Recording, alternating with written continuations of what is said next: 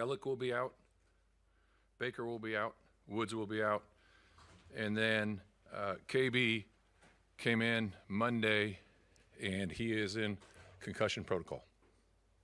So I'll leave it at that. Okay. A good sign for Jim, I guess. Go ahead.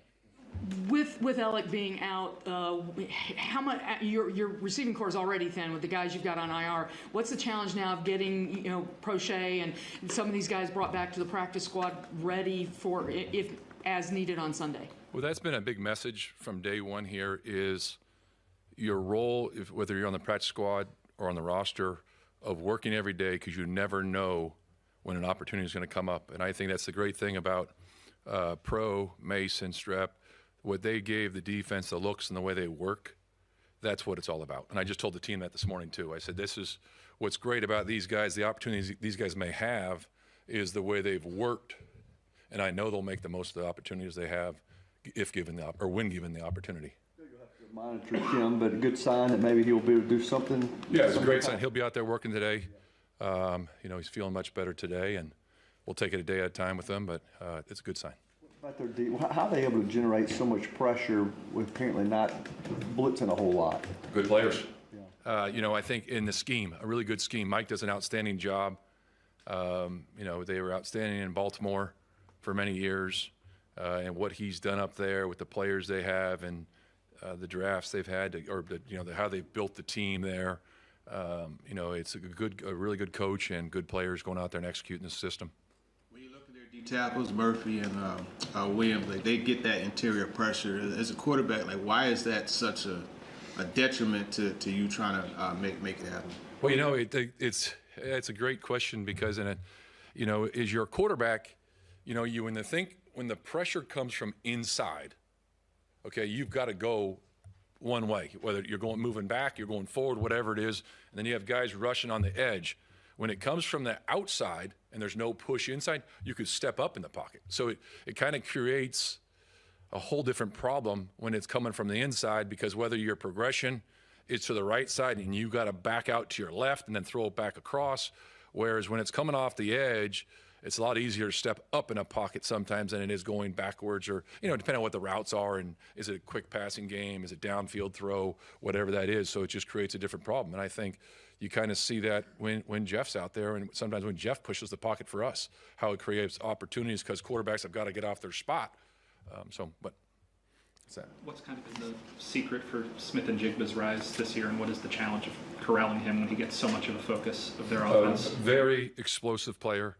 I think the system that Clint, who I worked with before in Denver, and how he's done an outstanding job wherever he's been, putting players in a position to be successful. And when you have a really good run game, that opens up a lot of windows for you when you can run the ball the way they do, and then with the play action shots and just being a very talented player, but they're taking advantage of his skill set. But very explosive. The entire offense is explosive. Anything else? What's been different about Sam Darnold, particularly in Seattle, and even last year too, in Minnesota? I think he's a veteran that's been in a number of places, and like we talked about this, I think some of you guys asked the question on Monday. It's experience and learning from, the ups and downs of other places, and then obviously going to Minnesota last year and playing with the players they have there and the system of going out there. And sometimes as a player, you go to a new place, the breath of fresh air, and you see good and bad, both, from players when they change teams. And he took advantage of the opportunity he had in Minnesota with the players they had and the way Kevin was calling the game. And then very similar to Clint and the system that they're running, he's taken advantage of it, and he's managed the game and executed the system the way it's supposed to be done. Mike, every team in the league that wants to have success has an identity, something that they hang their hat on when things get tough. Yep. What do you feel like offensively is this team's identity? Well, I think there's been too many ups and downs to say, hey, you could say, hey, there's a couple of weeks there that we ran the ball better than we have. And then all of a sudden this past week, it's not there. There's weeks of the passing game that it's been up and down. I think that Cam is getting better, the way he played and the way we executed the passing game last week that's what you want. And unfortunately, there's a couple plays there that we missed, but that's you're going to miss up every game. You're going to look at, come back and say, hey, there's 1 or 2 plays you wish you would have had back in all phases. I think we need to be more consistent in all areas. A couple days ago, I asked you about Mike, Chad, Amy, and your philosophy. You hadn't talked to them in your most recent conversation with them. How aligned are you? How on board are they with your philosophy, in-game philosophies, you feel like? They had no problems with what we did in the game. Your question, they had no problems. They agree with what I did, and we always talk about those things, but we're together. We're all in this together. We talk about everything, and we're all in it together. We are one. What would you say are some of the struggles, the sources of the struggles that you are having in the run game? Well, that's varies from week to week. I think there's a couple plays that against Houston, and the first time we played them, we ran, that were really good plays that we ran a couple of times. This week, you ran them. They might have played them different. One of those plays, 51, played it different than he did the past couple of weeks, or the first time we played him. That's from game planning and looking at things. So they took a couple things. So the ups and downs of the run game, that varies from week to week. Whether there's a number of reasons. You could say, is it a track of a back?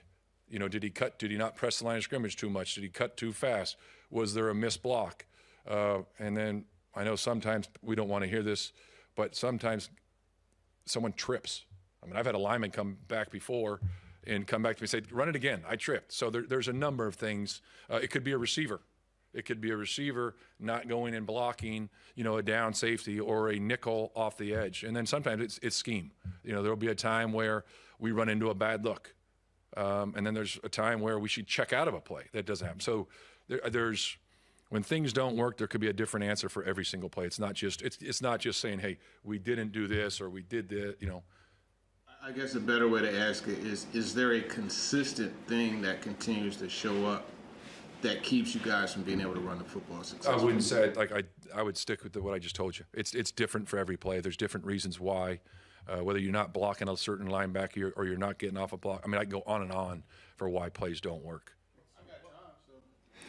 You gotta have to watch every play to say this is why it worked or this, because you can go back and watch the exact same play and it looks the exact same and it's a 7-yard gain. And there's other times it's a 0. And there's times where, hey, do you get beat? Some defense is gonna win sometimes too. So like I said, I could give you 50 reasons for why a play won't work. What sort of progress did you see on third downs last week, if any? I know that was a big emphasis for you coming out of the bye. Did you see the progress? Well, I love being in the 40s. That's a lot more efficient than being in the high 20s. So that was good. We made some plays, and that was, the one play Cam checked, and we got the play to Mason. So that was, taken. That was something we hadn't done in the past couple of weeks. And that opportunity wasn't there for him, but he saw a look, he got it to us. So, that's growth there of getting us in a better play. Not that play wasn't good that we were running, but he saw an opportunity to take advantage of it. So that was something good. You talk about areas, how they pressure you on defense. How have you seen Cam maybe improve in handling things under pressure? What's the things you point to that you see improvement? Well, I think the staff does a great job of, on our Thursday when we have our blitz meetings and certain things that we go over and all the things that you need to do, of putting everything together. And then obviously you start your walkthroughs and everything on Wednesdays, practice to go through things, but just of detailing how we're going to pick everything up in the meetings. And then obviously through experience, Cam recognizing certain fronts, as the season goes on and you see certain things. And, sometimes it takes you a little bit of time to hit the head maybe once or twice. And then all of a sudden you're like, got it. Now I know exactly why you said that. And it's like, okay, this is the rule and this is why, of why you got to live with those rules and you got to stick to them. And there's going to be times where, hey, there's going to be one more than you can block at times. And then you got to understand you got to get rid of that ball.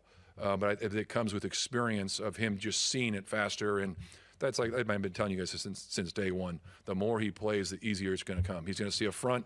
He's going to know the issues right away.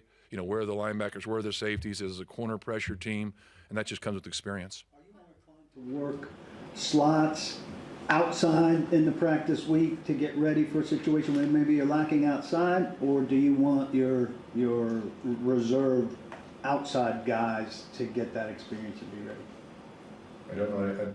say your question one more time. Your slot guys like Kinsey and Uh-huh. and Prochet or Restrepo, you want them to work outside to be able to take on Alec and maybe Chim's reps, or your guys on the practice squad who are bigger and maybe have more experience outside, would you lean on them? Shoot, after last week, they got to know everything. You never know when that's going to come up. And I think give the players so much credit for what they did that last drive in the game. But I think to answer your original question is that I think guys have a role on the team, but I think it's really important. And last week is a great example of why you have to understand a system.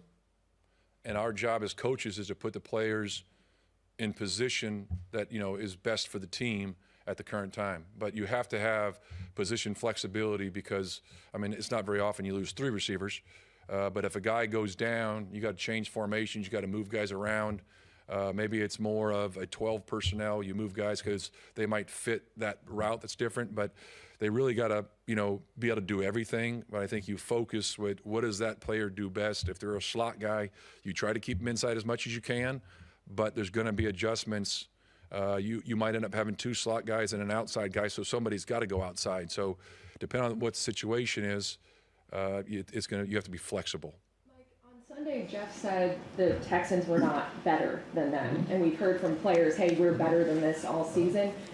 At this point, though, with a lot of problems persisting, can you reasonably prompt and extract that better level of play they talk about and produce that on the field when we're not seeing it but we're hearing it from the players? Oh, yeah, I think everyone looks at you look at a game and you look at something. Okay, you're right there. You got to find a way to make those plays to get up 10 or whatever that is, or get the big stop on 3rd down. So you get that opportunity to win it.